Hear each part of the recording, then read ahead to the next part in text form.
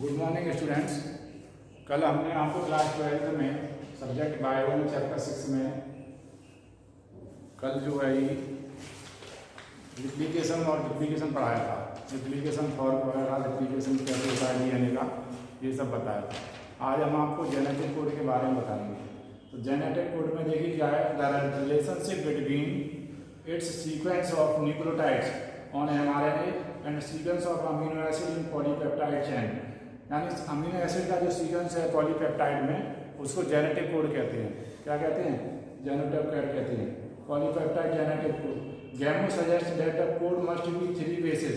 कितने बेस हैं उसके? 3 बेस हैं इसके। गैमो ने कहा 3 बेसेज है इसके। 3 bases in order to code for 20 amino acid. कितने को आप कोड कर देंगे? 20 अमीनो एसिड को कोड करते हैं। 20 अमीनो एसिड, ठीक है। Because there are only 4 bases. अब उसमें नाइट्रोजन बेस हमारे होते हैं न्यूक्लियोटाइड में, 4 बेस होते हैं, तो 4 का क्यूब हो जाएगा और 3 कोड करता है, तो कितना हो जाएगा ये? 4 × 4 × 4 यानी 64 कोडॉन हो गए। कितने हो गए? 64 कोडॉन हो गए। विच code for 20 amino acids.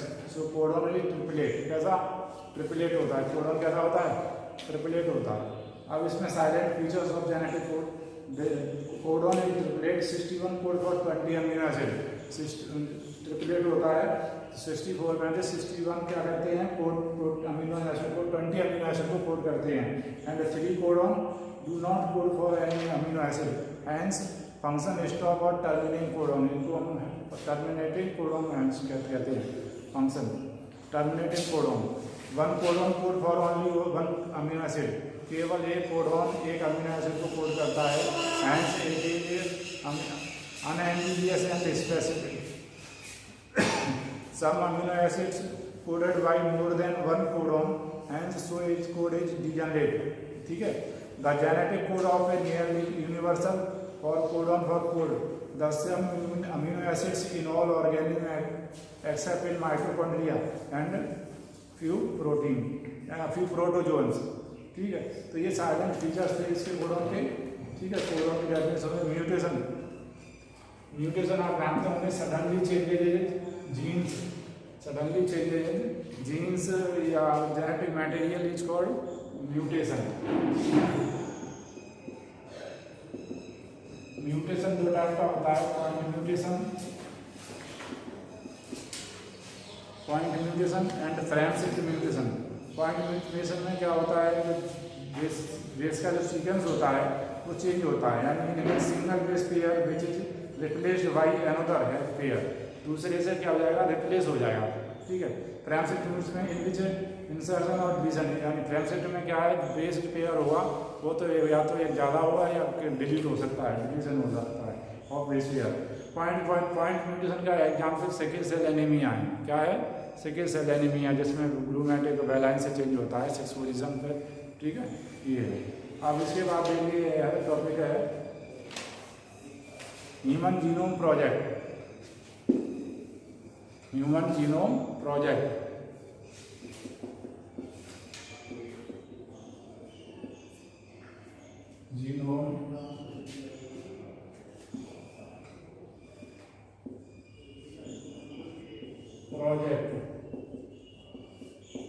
Human genome project क्या है? ह्यूमन जीनोम प्रोजेक्ट का उद्देश्य था कि मनुष्य में पाए जाने वाले जीन्स जितने भी हैं उनका एनालिसिस करना, कौन सा जीन किस कार्य के लिए रेस्पॉन्सिबल है।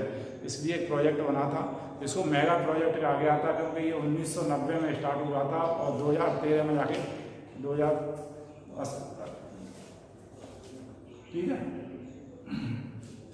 1990 में स्टार्ट होकर के 2003 में कंप्लीट हुआ था। 13 साल में बन पाया था, 13 ईयर लगे थे इसको, और इसलिए इसको मेगा प्रोजेक्ट कहा गया। Completed in 2003। The total cost of the project was $9 million. कितने? $9 मिलियन इसमें खर्च हुए थे। The HGP was a 13 year project. ठीक है। 3300 book 3,300 books would be required to store the information of DNA sequence। कितनी बुक चाहिए थी DNA सीक्वेंस को स्टोर करने के लिए, इसलिए इसको मेगा प्रोजेक्ट कहा गया था। गोल्स ऑफ HGP का गोल क्या था? वो था उसमें जो है आइडेंटिफाई और उनका 20,000 और 25,000 जो जीन्स हैं उनको आइडेंटिफाई करना। Determine all the billion chemical base pair, 3 billion जो बेस पेयर हैं उनको डिटरमाइन करना। Store this information in databases, database में इसको स्टोर करना, ठीक है। Improve tools for data analysis, उसमें डाटा एनालिसिस में इम्प्रूवमेंट करना। Transfer related technology to other method, ठीक है। अब मैथडोलॉजी में क्या है, वही है इसमें तो जो है पहले डीएनए निकालेंगे, उसको रेस्ट्रेशन एंडोन्यूक्लियस से कट करेंगे, है ना, लाइगेज से जोड़ेंगे, फिर कंप्यूटर पे एनालिसिस होगा इसका, ठीक है। ये इसका सीक्वेंस होता है। Silent features of application and future challenges. Silent features क्या है, द ह्यूमन जीनोम कंटेन इतने मिलियन यानी कि 3,164.7 मिलियन न्यूक्लियोटाइड बेसिस, ठीक है। The average gene consist 3,000 bases, 3,000 bases होंगे। The total number of gene है ये एस्टिमेटेड है 30,000, कितने 30,000 एस्टिमेटेड जीन टोटल 30,000 एस्टिमेटेड, ठीक है। And 99.9% nucleotide base is actually the same in all people, सब में सेम होते हैं। The function are unknown for over 50% of the discovered gene, 50% जो जीन है 50% उनके अभी फंक्शन क्या है, अननोन है, ठीक है।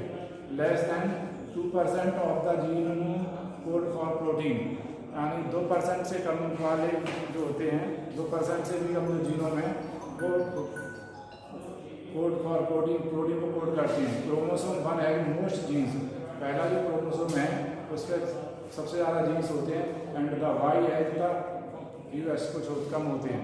पहला जो हुआ एक्स क्रोमोसोम होता है ना, उस पर सबसे ज़्यादा होंगे और वाई पे कम होंगे, 231 ही होंगे, ठीक है।